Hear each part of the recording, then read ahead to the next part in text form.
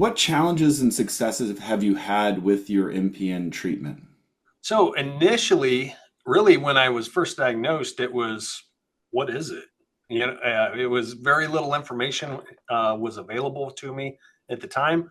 So I spent a lot of time researching, a lot of time trying to figure out what exactly it was, what did it mean, and the whole bit. So that was one of the early challenges. Certainly got hooked up with some great organizations to really kind of help steer and get good information, not just what you could find anywhere out on the web or anything like that, right? So certainly thankful for some of that. Some other challenges is through the progression of history with it. So I started with ET and transformed into myelofibrosis, and kind of through that process, as things evolved, and I was talking with one of my providers at the time and sharing, here's the symptoms that I had, the fatigue, the night sweats, the bone pain, and going kind of through things.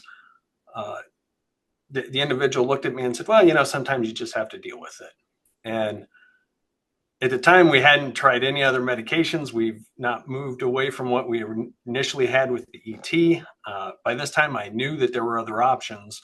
So certainly looked, and I actually ended up changing providers at the time to somebody that was, I'll say, more specialized with the MPNs.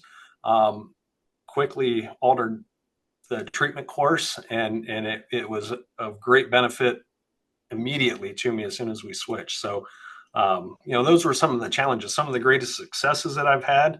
I am almost 6 months out of a stem cell transplant.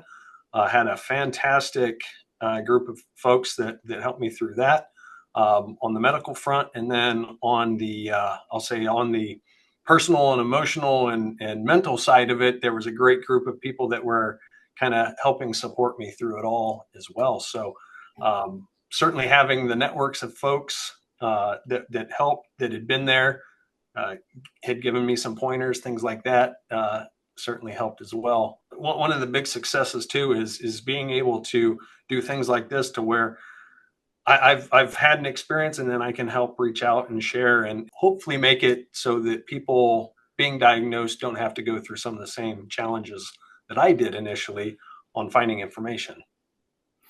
Yeah, I think you said a lot of things there that I think are really important. I'd highlight a couple, which is, one, I think that good or bad, there's a role that patients play in being their own advocate, right? As far as, you're the one living with this disease, finding information, seeking out more information, asking those questions.